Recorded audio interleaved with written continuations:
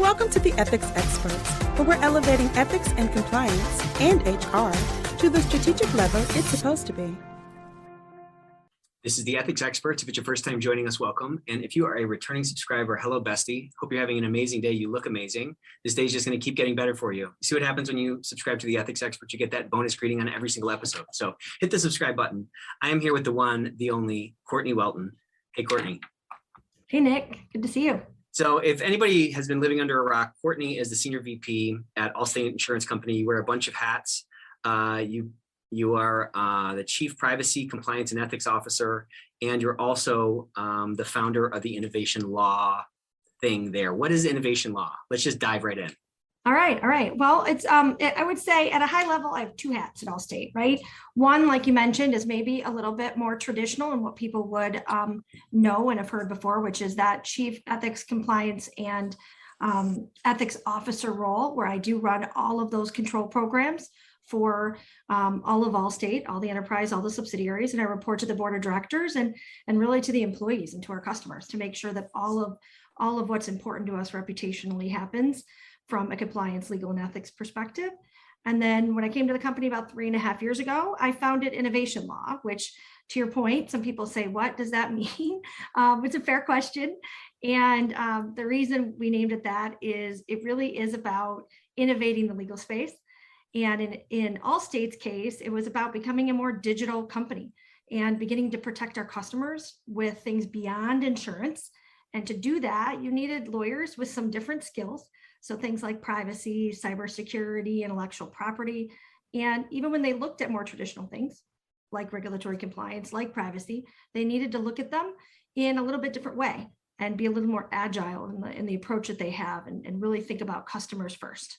So that's probably a good description, but yeah, but there's some interesting words that you used in there. You talked about agile and customer first, and that in and of itself feels like a bit of an innovation in terms of how law and these functions have sort of functioned, at least over the last 10 years, let's say, to not be too heavy-handed with it. What do you think it was about you as a person or your background that made you kind of particularly adept at this kind of thing, or particularly suited for this innovation and this intersection of all these kind of complex things?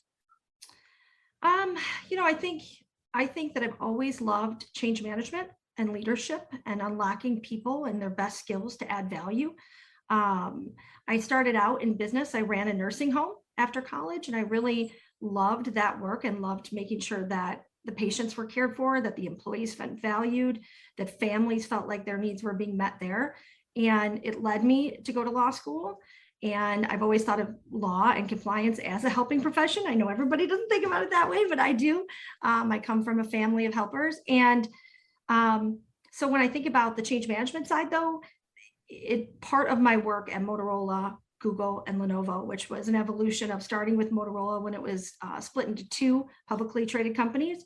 I was with the mobile side, cell phone side, that was sold to Google. Much later, it was also sold to Lenovo. And so I really spent the bulk of my 10 years in technology in that change space. And every time we had, a new product or service, every time we had a new leadership team, every time we had a new culture to bring together employees, every time we had different customers we were serving, depending on where it was in the world, we had to think about doing the right thing, setting up a new way of innovating to make it make sense for the employees and customers. So it really fit with my background to bring those skills to Allstate when it was going through its transformation. So I want to back up a little bit. You say that you came from a family of helpers. Tell me some more about that. My dad was a psychologist. My mom was a teacher. I have a sister who ran daycares forever, another sister who is an executive director of a nonprofit for physical and sexual abuse of children. And we love to advocate. We love to give people a voice. We all love the study of people. So I believe that's what law and compliance is about is, in the end, we're trying to drive those laws and compliances. In the case of corporate America, all of those things matter for the customer. Hopefully every law or regulation out there is either for a customer or for your employees or to make sure products are safe, you name it, you could tie it back to trying to do the right thing. So that's how I think of my role. That's so interesting because you're kind of this unique flavor of somebody who's in this role. Some people are very sort of ones and zeros or letter of the law types. And from the moment I met you, you just seemed like this, I don't know, sort of this brighter energy and this sort of this people first, thing. You kind of exude that. And I think it's kind of interesting that, you kind of tie this back to this love of studying people and, this foundation of being helpers. I'm kind of in your camp. I think that's what this game is really all about, especially in this next sort of 10 years, as this function can really sort of elevate and really become a strategic lever for us.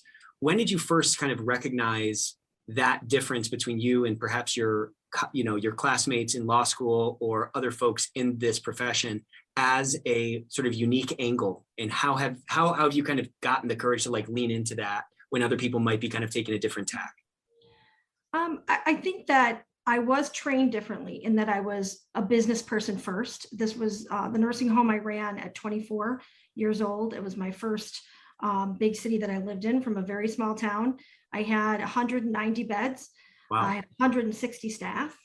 I had 20, and that's 190 people just in patients that I had to concern myself with. I thought all 160 of those employees I cared about. I was worried about them. And then you add in all the families that were, important to me. It really trained me differently. I went from, I had always had part-time jobs. I ran teams. I was a youth sports leader in my town. And so I had jobs, but there's nothing like being responsible for other people's livelihoods and for their loved ones. So I learned a lot. And when I went back to law school, I felt like I came in with something, not everybody, some people did come in with backgrounds, absolutely, in business and other jobs, but it certainly differentiated how I looked at it, because I knew that ultimately I wanted to use my law degree to, do something that involved leading people and making a difference in people's lives. It might seem different to some people that was in, a Fortune 70 company, but as opposed to doing just pro bono work, although I have done a lot of pro bono work.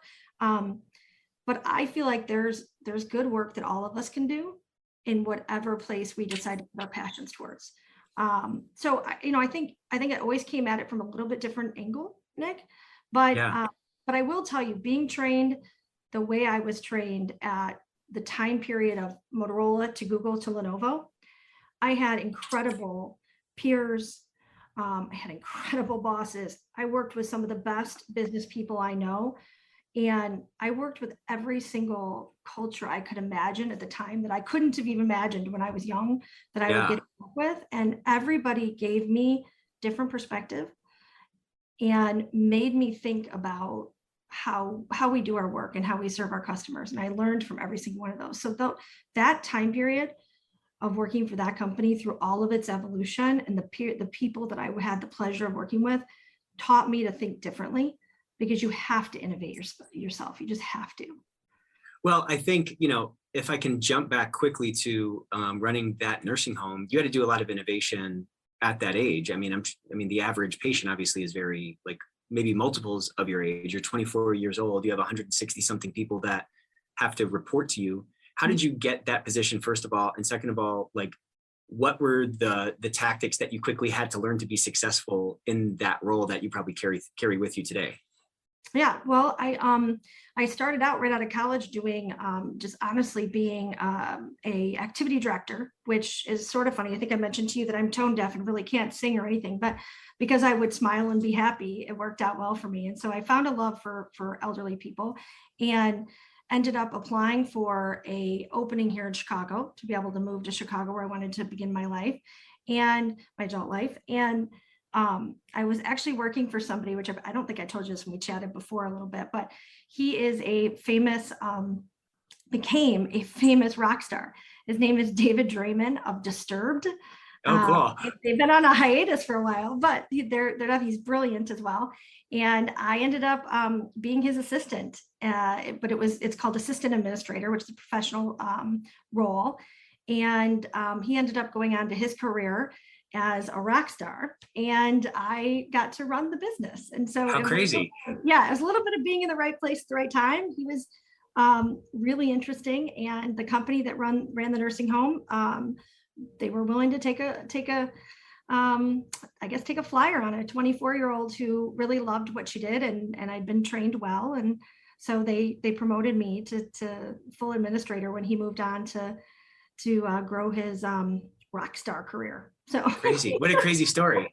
I mean, look, you're a happy person, you know, you're a low ego person. Clearly you're kind of attributing this to being right place at the right time, but those people were running a business, and very quickly they saw the agency that you exhibit. Like, where does that agency come from? You come from this family of helpers, but you also, I'm trying to get at, like, I'm previewing a little bit of, like, a lot of the innovations you're running are due to the agency you have, and you kind of solving for outcome and not letting these impediments stop you, which I think was probably a big role, or was like a big factor in your success at this nursing home at such a unbelievably young age, you know?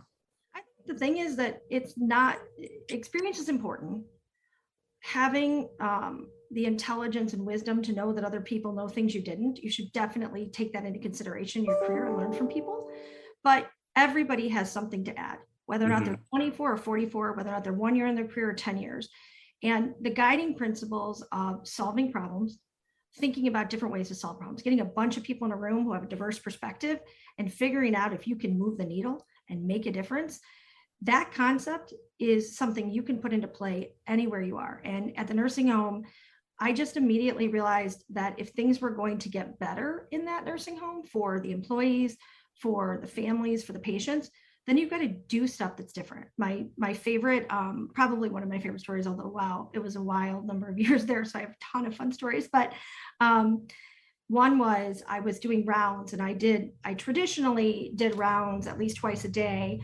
And that was really just checking patients, you know, doing something somebody wouldn't expect, walking in, just really, you know, really looking carefully and seeing were people being taken care of, were things being, what was, you know, just using your regular intuition, but not staying in your office. And that was something they hadn't been used to in our nursing home. And so I started doing that regularly, and I walked into a room, and that room had 4 wonderful people lived in there. And I could barely move in the room without choking because it smelled so bad. It was awful. And I immediately felt like, if this had been my loved one, how would I feel? That's not fair. They have to live like that. And I don't blame anybody, because I get it. You know, as you well know, healthcare is tough. People are short-staffed. People are trying to do the right thing. But at the end of the day, somehow, somewhere, those of us who were working in that nursing home were desensitized to what those residents were feeling about their home. And so I had a couple managers watch each floor, and it was a 3-level nursing home, as well as a basement where all of our kitchen was. I had somebody go to each floor, and then I called every single, at the time, I think we had 65 employees all into that room.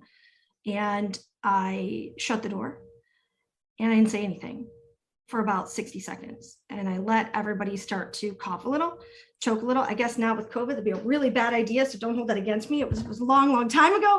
But at the end of the day, I then eventually opened the door, and I just looked at everybody and just said, we can do better. This is somebody's home. How it feels in here for us is probably exponential for them, given what they have in terms of physical conditions that they have to deal with. And we should never walk by this, no matter what it is. And then I spent 8 hours cleaning that room, and explaining that every single one of us can roll up our sleeves and make a difference, because in that day we made a difference for them, right? So I've always felt like we got to do those things, and that's not something you have to go to get a law degree for. You don't have to, it's just doing the right thing and thinking about setting examples and thinking about trying to solve problems, which is what we all are born with, that capability. Love that story. I got chills when you were telling me that. That's such a beautiful picture, and such a beautiful like manifestation of the heart that I think you kind of bring to these different, that's just who you are, you know? When did you know, hey, okay, I'm going to leap into law? Yeah. Well, I mean, I have to say, I always wanted to be a lawyer, and I guess my family would say because I was bossy, I was meant to. But I did love the idea of working and really feeling what it was like to have not just these part-time jobs, but figure out what it was like to work with real professionals out there who were doing something full-time. And I did fall in love during a internship with old people. And I really was like, I want to work with elderly people for a while and figure this out. But probably within about 7 months of having accountability for the nursing home, it was so clear that, first of all, I realized I really love the business side of it. As much as I also love the people, I did find it interesting to try to run a business and make sure I could both take care of people and have a way to, have a going business where people could be paid and make a living out of it, and make sure I had enough profit to pay the company that was owning it so they could buy more of them and take care of more people. So I did love that part of it. But I realized, because of the regulations, because of the unions for employees, because of what, we've dealt with in litigation and otherwise, you constantly realize that law, business, people, it's all connected. Yeah. And, you should do the right thing no matter what, but often laws and regulations try to reinforce what you should be doing. And so understanding how to interpret them, understanding how to analyze them, understanding how to problem solve well are all things that lawyers get trained to do. And that really sparked me knowing that that was going to be where my graduate school would probably go. It's kind of interesting. I get this sort of holistic interconnectedness mentality that you have. And even as you described this decision to go into law, it wasn't an end unto itself. It was a means to another end of being able to be more effective and being able to navigate these things from a business side and from, meeting the needs of the people side. I find that kind of interesting. And I think there are echoes of that kind of throughout your experience, which, I think is interesting, inspiring. And also, part of the reason I was so excited to get you on here is because you kind of exhibit this sort of multifaceted, this multidimensional, entity in this game that I think a lot of us should aspire to be, because our impact is not one dimensional. It's not just meeting a regulation. It's not just putting some policy in place and rolling that out. It's about the people, and it's about being able to, weigh the business side of it, again, in pursuit of some organizational mission that's probably should be at least, beyond the dollars and cents on the bottom line. As you moved from law school into your first role and on into Motorola, which I'm sure was a very exciting and interesting path through, how did you start to ascend up into the organization that put yourself into the position to now be sort of running ethics, compliance, privacy for such a massive organization now? What were those initial experiences like?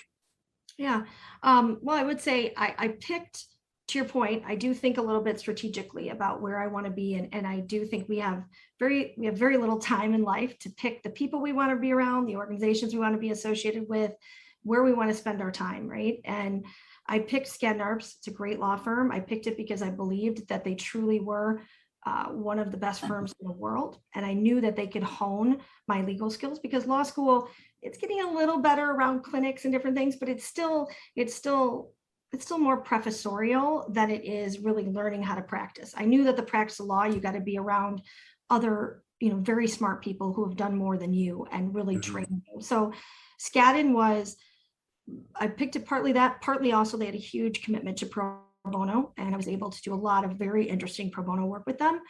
And I really appreciated the opportunity to do that and be able to give back. But at the end of the day, every time I really found joy at Skadden, beyond the fact that I loved working with my clients directly and my colleagues, it was usually when I was truly more engaged on site with a client versus, say, writing a brief or writing something for the Sixth Circuit. Like it didn't give me that same excitement of working with people. And having had that in the nursing home and leading people, I knew, wow, there's something there. And so I did go clerk for a little bit, for a year on the Sixth Circuit. I did want to understand how justice worked from the judge's side. So I did enjoy that. But when I came back to Skadden, I knew that ultimately I'd want to be in-house and get that kind of true on the first line, working with the business people about how to shape their business and be compliant, but also be creative. So when I really looked at Motorola because of its iconic brand, I loved that it was a Midwest company. I loved that it was in tech. I actually found it not from a bunch of listings. I went on the Crane's top 100 company list and found something, had about 10 that I was like, these things would make me excited to wake up every morning. Motorola was one of them, and it did. Every day that I worked there, I loved it. And in that capacity for Motorola, because there was so much change, and I tell all my people this right now because Allstate's going through a lot of change. Change provides opportunity, particularly early in your career. I don't think I would be anywhere I am today in terms of what knowledge I have, what experiences I had, if Motorola had been a company that wasn't bought and sold, that didn't operate in 160 countries, that didn't have the different challenges it went through, Yeah. and how many transformations. I wouldn't have had the experience I had, because you just couldn't have sat in a company where nothing changed for 9 years and get that experience. So I worked hard, of course. I tried to work innovatively and smart. I delivered value that was outside what I would say your traditional table stakes being a good lawyer. So I put myself in the right position as well, as a high performer. But I was also fortunate that the company went through transformation. So I could put myself out there, and there were opportunities, and I jumped at them. Yeah, it sounds like you kind of set your own plate in the sense that you went to an organization that was going to at least put a bunch of pitches across the plate for you to put a bat on. You know what I'm saying? Like, you had a bunch of pitches to swing at. How long did it take you once you got into Motorola to start like really unleashing and being, the full Courtney? I mean, I'll say that when I've gotten into new positions, it always takes me a while to like be myself. Yeah. How quickly were you able to sort of blossom, and what was that feedback loop that really helped to build your confidence that you carried forward to now Allstate and so forth? Well, I don't know you long enough to say this, Nick, but I don't buy it that it takes you a while to be yourself, because you're pretty authentic, and I think I got a little sense for you fairly quickly. So we'll see. I'll have to ask. You'll have to see. Yeah. I'll have to see, but I'm guessing not that long. I don't know if I buy it. I would say pretty quickly, and I guess that goes back to what you asked me earlier. Is I've just never. I guess most people are not. I always say, you're supposed to be self-aware, and I am, and I certainly work at being more self-aware, because you can never ever not think about how people are perceiving you, so that you can do better for them. Not because you have to worry about whether or not someone judges you, but if you're a leader, you should care about how you're perceived. Yeah. That said, you have to stay authentic, and you do have to be who you are. And some people aren't going to love that style. They're not. I tend to be, pretty direct, pretty loud, pretty intense. I'm an athlete. Like I like to do things, hard. And that's, I've never made excuses for it. It is who I am. That said, I always do work on the fact that to some people that can rub you the wrong way. And I do care about people. So on the margins, I'm always going to try to be the best leader I can be and the best team member. But I'm pretty authentic pretty fast. So I think in every role I've had, whether or not it's individual contributor or leadership roles, I tend to let people know who I am. I believe that everybody should bring their whole self to work.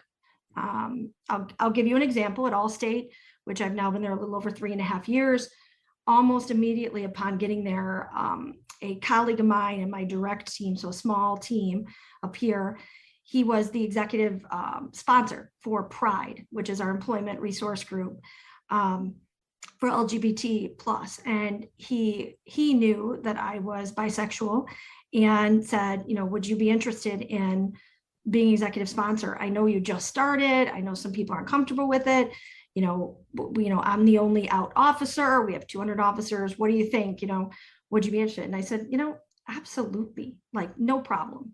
And I did we call them Leaders for Teachers. They're kind of cool. They really take the leaders, go on Allstate TV, and they do open up about their personal lives, about that, how it's connected to bringing your whole life self to work. And so I was fortunate for them to ask me to do one of those. And I, came out to the company on my story, because I was married to a man for 17 plus years, 2 beautiful children.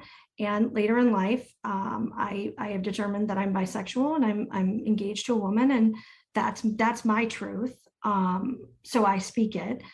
One example of many, but I think that you can only add your value and be who you are, bring that purpose to work that really changes who you are, and bring that diverse opinion and perspective if you're willing to put yourself out there too. And I've been fortunate. I've worked in companies where I can do that safely. I wish that for everyone. Yeah.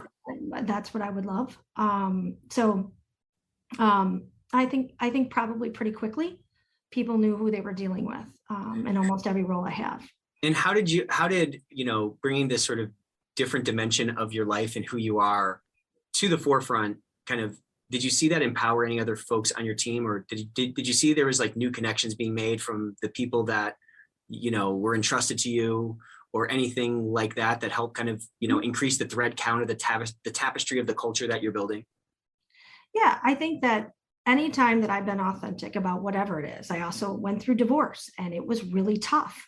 Yeah. And I shared what that was like and how hard that is for your family. And, you know, I'm actually today best friends with my ex-husband, and we get along very well. But it was, I do think that when you show vulnerabilities, and some of them can be personal, some of them can be professional. It can be, I've had times where I've hired people that haven't worked out, and I've tried to explain why that particular choice I made probably wasn't great for them or the company or me. Here's what I would do differently. I think whenever we can share vulnerabilities that people are comfortable with, and you have to be comfortable with it, I think that we are humans and we're not robots, and we are valuable to a company for so many experiences that we bring to the table, and the resiliency with which we show in our private lives and our professional lives certainly makes for what you can transfer to whatever comes next. And just, I mean, as I'm growing into adulting, it does seem like there's a lot of tough stuff. Ethics compliance is a good example. You got to do the right thing, whether or not you want to do the right thing. Sometimes you got to set up your really important systems so that even when someone you think will always do the right thing, if they're not sitting in that chair, everybody will do the right thing, right? And we have to plan for that. And I think being honest that humans fall short, being honest that we don't make perfect decisions, being honest that we need to improve things, and fail safes and flags and ways to make sure we keep each other accountable, but that at the end we are resilient and we do find paths to improve things, both personally and professionally. That to me is important. And it's important as leaders, it's important as compliance professionals and ethics leaders. So yeah, I think it helps. I think it helps, but I'd have to ask my team if they'd say that. I think so. Yeah, and not to put you on the spot, but I get the sense from your team that they would, this is just my guess, just from meeting you, that you probably have a team of people that would walk through walls for you. And I would guess that it's probably because you treat them like a human being. You don't treat them like, people to carry your palanquin, you know what I'm saying? Like a queen up the mountain, like you're kind of in it with them. And just the way that we've talked, like you don't seem, maybe there's a wrong word, but like you don't seem threatened by your team. And I've talked to other folks who are in positions like yours that are these high level positions where they don't want to shine the light on anybody else. And you kind of seem to be the antithesis of that. Where does that come from? And like, where did you get the confidence to do that? And also, how can we get more people to feel that? Yeah. Well, we need to change corporate America, right? We need to change corporate America. Having more diverse folks in the ranks of leadership, I think, will make a difference.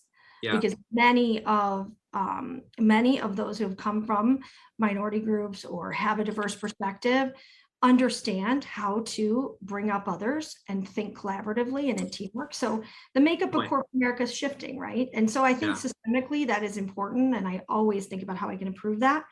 What I will tell you is for me, my own family life, my parents always felt there was enough love to go around. There was enough money, and we weren't rich, but there was enough to give away to someone else. There was certainly enough care and ability to help someone else's life. So scarcity, I always think about it like this. Most people who are insecure and don't want to help other people push their development forward, there's some kind of concept of scarcity there. Right. I didn't have that. The opposite. If we weren't helping somebody else or figuring out a way to do something else, then that was where we would be in trouble. And I probably would have gotten in trouble with my parents or lectured from my dad, who's like a psychologist, which was always a very long lecture. Yeah, right. You had to do the right thing. You had to figure it out. Doesn't mean we always did, but we'd get in trouble for it if we didn't. So I think that for me, we are only better. First of all, we should always hire people who are better than us. And they should always be hired in places that you wish you were better at. And that can be everything. That can be from a skill set to a particular personal characteristic. We should build our families like that. We should build our friends like that.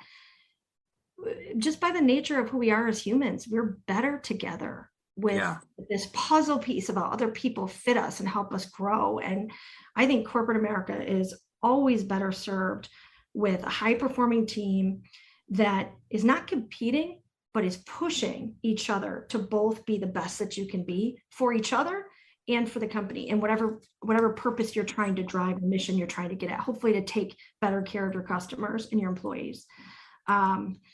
So that I would always try to do. I have very high performing teams. I always hire people that someday I said, hey, someday you're gonna be my boss. That's fine. That's great. Remember to hire me. I love that, and I love seeing people grow. It's by far my favorite part, is seeing where great people go and the influence they have in corporate America. Because I do think we have work to do to make corporate America more humanistic and focused on employees feeling valued. And I know that we've got a little bit of a shift in being able to do that a little better to some extent recently, but I think there's so much more work to be done. So not to get too Piaget on you, but you know how some people think that your personality is sort of locked by the time you're like 7 or 8? Mm-hmm. Do you think that this sort of scarcity versus like abundance mentality is a similar thing, like it's locked in people, or that you perhaps may have been a person may have sort of grown up with this sort of scarcity thing, both from a dollars and cents perspective or like a recognition perspective, but they can have some sort of awakening where it's like, oh man, there's a ton of fish in the sea, and I don't have to get nervous that the person sitting in the boat next to me might catch my fish. I think there are real times systemically where someone grows up in scarcity and it is going to affect them, and it should. I mean, and it could be trauma, but separate from that, from the psychological part, I think a lot of the scarcity that you see in corporate America is created. I agree with you. It's created by people, and I think those are two very different things. And what I'm talking more is that created, right? It's that idea that, oh my gosh, right now there's one officer position open and it has to be me. Whereas if you think, wow, this incredible person got that job, and by getting that job, more people incredible like that person will get the job, or more opportunities will come up, right? And so it just, to me, it's corporate America thinking differently about it. And those of us who are in leadership roles in corporate America thinking different about it. And I think having diverse people, and I think we're doing a much better job of that, but there's always more we can do. They are going to lead the way in making sure that others are given the opportunity to be in the room and move things forward for more people. Yeah, and the change is not going to come like in a linear fashion. It's going to come in sort of a parabolic or like logarithmic fashion, because they're just dominoes that are going to start knocking down. I think you're right. I think that sort of corporate structure reinforces a lot of that scarcity. And I think it can be shattered once people see that, okay, there's a lot of upside, and there's more upside for all of us, not just this limited, amount. So let's change gears a little bit. I want to talk about that navigation with Motorola through these other massive companies, and as there's, just like in mixed families, there's like this blending of cultures and so forth that's like exponentially bigger on a company perspective. What was that like as you left, sort of the home base, and you went to the first planet, and then you went to the next planet?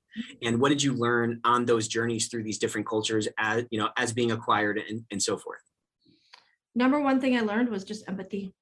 Empathy, again, you say what I don't know what it is. You learned everything you need to know in kindergarten. I don't know what the book is, but I mean, it's empathy, because you have to put yourself in other people's shoes. You have to see the world through other people's eyes. You cannot come into new situations and immediately see it through your own eyes. And I will tell you, when you're a strong personality, which I am, and you like to think you have a lot to draw on and a lot to give, and you like to get things done yesterday, which I do, your instinct is to like go right to the solution, right? Doesn't matter what it is. Like, this is how the organization should be set up. This is how we should solve this. You don't do it because you're trying to be arrogant or mean. You're doing it because you want to deliver something that you think will give benefit to everybody engaged, right? That's right. But the problem is, if you don't step back and use empathy and really listen and learn and hear what your colleagues have to say, if you're trying to solve a business problem in a new business unit, it's in a different country, you cannot assume that just because it has the same label it might have in the US, that the way it is viewed there or the way that you should think about it in that different country is the same. And you have to listen, and you have to listen to those that know better than you. And you still can add value and say, well, hey, here's an analogy. Here's how I would think about this, what I would bring to the table. But you can't do it with a way of making it seem like that's the only way. Right. And I feel like those years really hone that for me to try to figure out that right balance. So you use this empathy. Talk about how you've sort of made the jump to Allstate, how you saw the opportunity there, and how your impact has sort of grown. Because, you know, maybe you can start by like, how has your title changed? Because I think you have a very interesting title on either one of those hats that you're wearing. Mm-hmm.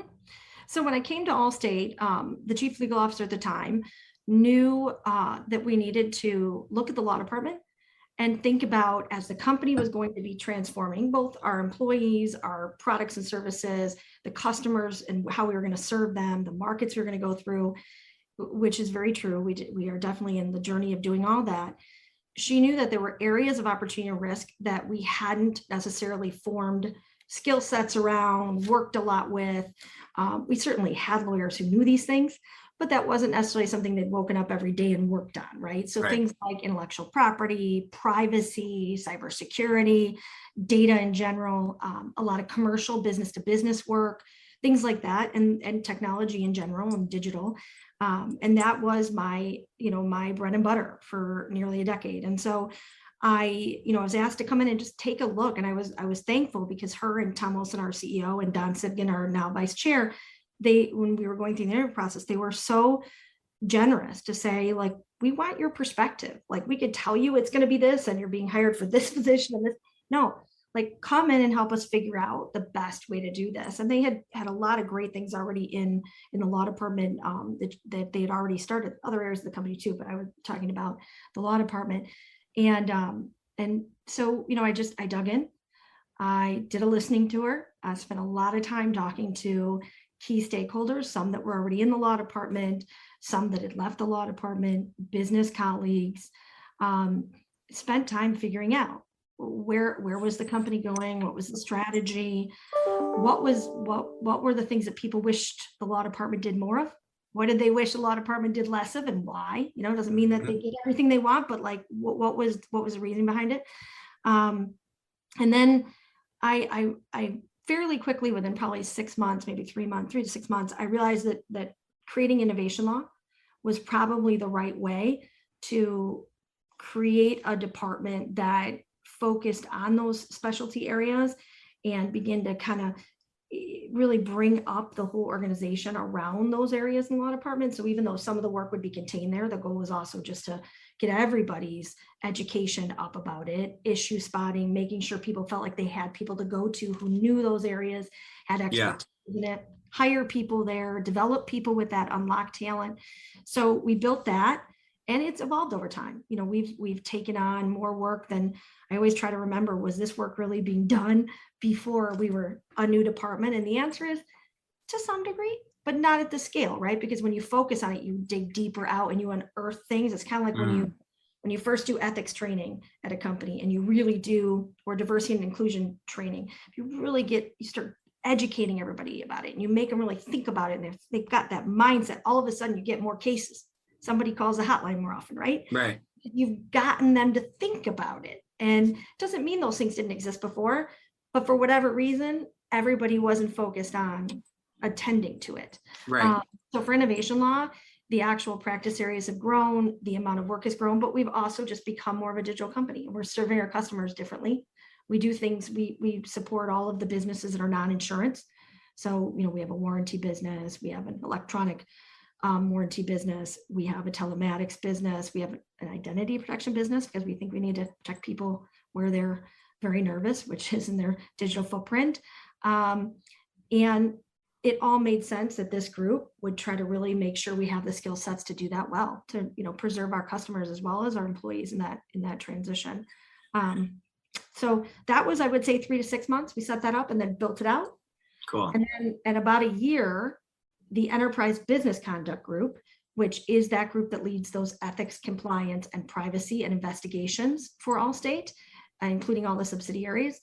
That leader was a peer of mine and a 40-year veteran, human resource executive. He was retiring and going on to his next chapter. And I threw my hat in the ring, and I just mentioned to Susie Lees, our chief legal officer, that I would love to have a chance at running it, to kind of innovate it too, but also to build on its strength. Allstate had a great core of really good ethics, compliance, and privacy programs. But I also wanted to make sure that was mixed with innovation law and that we were innovating. And it was nice to ensure, if you think about it, part of the innovation team was getting in with these other businesses that were newer businesses that were not insurance. Well, in order to do that well and get through all these different subsidiaries, I felt like that would be a great way to make sure that all those great things in our ethics and compliance and privacy programs would really infuse through all the subsidiaries as well. Because I didn't want those only to stay with the core of Allstate in terms of insurance. I wanted it to be in our DNA forever in every part of our business for our customers. So it was a nice fit, and they've it's been fun to see compliance professionals think about things differently, and then innovation professionals hearing from compliance professionals why things maybe can adjust but should stay, because you start to learn the reason or the public policy for why something was put in place. So it's been a nice marriage. Yeah, and I'd imagine it's built some nice agility to the broader function that's meant to sort of be the circulatory system to the company as Allstate extends from its sort of core business, which it was maybe 30, 50 years ago or whatever, to what you have referred to as a protection brand. So talk to me about how that innovation has kind of been a tailwind to clear the way on the ethics side or the privacy side as the business has sort of fractalized into some of these related, but maybe at the first glance, core components of that base business. Yeah, maybe the analogy I'll give you, actually go back to the Google Motorola days a second, and then I'll bring it back. Because this is sort of why this came to me to even ask to do this other role and combine them. So when Motorola was purchased by Google, I was with a group, I think there's probably 5 or 10 of us Motorolans who were asked by Google to work with them on some of their hardware projects, things like Google Glass, Chromecast, a low-cost Chromebook. And I was the lawyer, but there were others. There was engineers, there were manufacturing folks, you name it. And we had a lot of fun, in part because, and I really enjoyed seeing the engineers and some of the business professionals think through things, because it was always the case. I always called it pixie dust. The DNA of Google was very much software and advertising, which in software and advertising, if you want to think about it, you can analogize to what happens when you can do an over-the-air correction, right?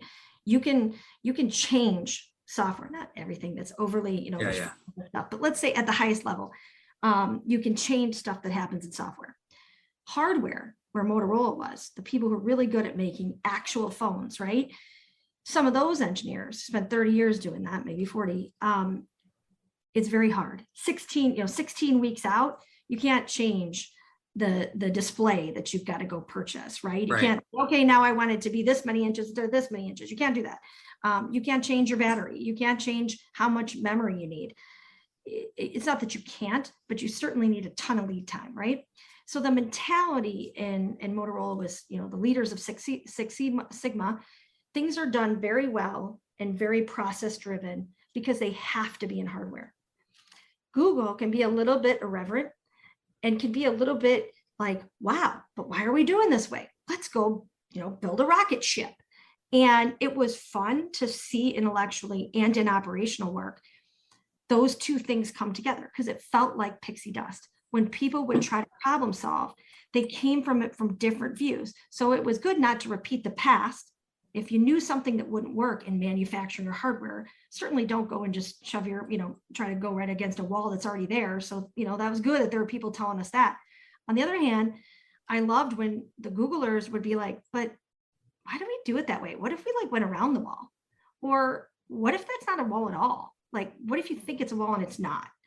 Yeah. And it just made for this pixie dust of, and both groups were excellent. at what they did, right? This wasn't about, one being better than the other. It was about the real special thing that happens when there is diversity of thought and experience, and you're trying to get to an end goal or a purpose together. So when I think about, where we're going at Allstate and the different things that we're doing, the people who are learning, who come from tech, for example, and join the company, we're providing something to the company that others might not have had. On the other hand, every day when I work with people who have been in the insurance industry or financial services through incredible transformation, I learned so much. Right. And if I didn't learn that, I probably couldn't think of how to innovate or come up with a solution. So I think it's that marriage that makes it really interesting. And I always try to figure out, where are there ways to do that? Where are you pairing people and teams and projects where you get a bunch of smart people who have diverse perspectives, who have a goal or a problem they want to solve that matters. And then that's where I think usually magic happens, particularly in corporate America. You have this sort of tendency to like de-siloize things, I think. You knock silo walls down sort of naturally. And what you're talking about is sort of evoking this pixie dust in, your current environment and so forth. And your title in and of itself kind of speaks to that.